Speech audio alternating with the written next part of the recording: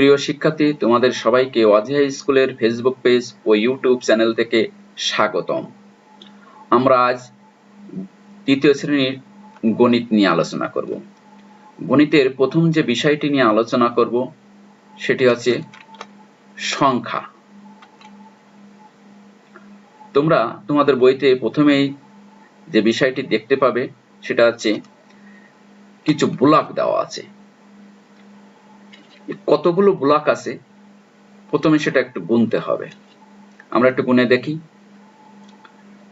দেখো, প্রতিটা ব্লকের ভিতরে ছোট, এই বড় ব্লকের ভিতরে ছোট ছোট 100টি ব্লক আছে। তোমরা নিশ্চয়ই গুনে দেখেছো। আমরা এখন দেখি কতগুলো 100 আছে। 1টা, 2টা, 3টা, 4টা, 5টা, 6টা, 7টা, 8টা, 9টা, 10টা, 11টা। তার মানে 11টা 100 আছে। আর এখানে দেখো এই ছোটগুলো আছে 10টা করে, 10টা আছে 2টা, আর একটা আছে 1টা। তার মানে এখানে 11টি আছে 100, 2টা 10 আছে মানে 20, আর এই একটা 21। তার মানে 1121। আচ্ছা, কিভাবে আমরা এটা লিখবো বা পড়বো সেটা একটু দেখি। এখানে দেখো ব্লকের পরিবর্তে সংখ্যাগুলো লেখা হয়েছে। এই যে 100 আছে, এখানে 11টা, 10 আছে 2টা, আর 1 আছে 1টা। আমরা তৃতীয় শ্রেণীতে পড়েছিলাম যে 10টি 100-তে 1000 হয়। এখানে 11টি 100 আছে, তার মানে 1100 আছে। 10টা 11টার ভিতরে 10টায় 1000 হয়ে যাচ্ছে, আর একটা থাকছে 100, তার মানে 1121।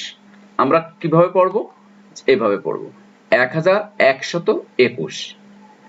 আর আমরা লিখবো কিভাবে? এই যে এইভাবে 1121। আমরা যদি কথায় লিখবো, এই যে 1121, অঙ্কে লিখবো 1121 এইভাবে। আচ্ছা, এখানে আমরা একটু ভালোভাবে দেখি যে এখানে এই যে 11টি কিভাবে 10টা মিলে 1000 হয়ে যাচ্ছে। এই যে 10টা মিলে 1000, মানে 1000 তাহলে একটা ছিল, 100 আছে একটা, আর 10 আছে 2টা, আর 1 আছে 1টা। তাহলে 1121।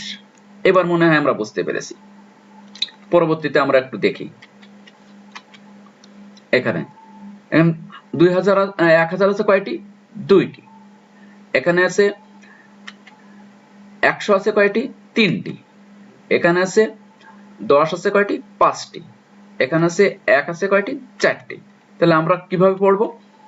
এই যে 2354। আমরা দেখি সেটা কিভাবে কথায় লিখতে হয়। এই যে 2354, আর অঙ্কে লিখতে হয় এভাবে 2354। তোমরা যখন কথায় লিখবা এইভাবে লিখবা, আর অঙ্কে লিখবা এভাবে। ঠিক আছে?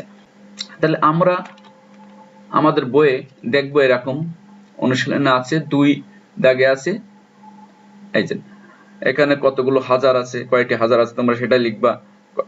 শতকের ঘরে কয়টি 100 আছে সেটা লিখবা। দশকের ঘরে কয়টি 10 আছে সেটা লিখবা।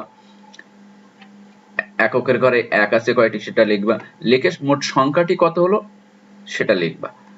আর এই 3 দাগে দেখো, এখানে প্রথমে পড়বা কত, কথায় পড়বা, তারপর সেটা লিখবা কিন্তু কথায়। এটা আগে পড়বা, পড়ে তারপর কথায় লিখবা। এইরকম কথায় লিখতে হবে। আর এই 4 দাগে এরকম কথায় পড়ে এর অঙ্কে লিখবা।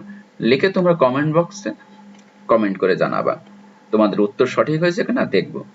সবাইকে ধন্যবাদ অজয় স্কুলের ফেসবুক পেজ ও ইউটিউব চ্যানেল থেকে।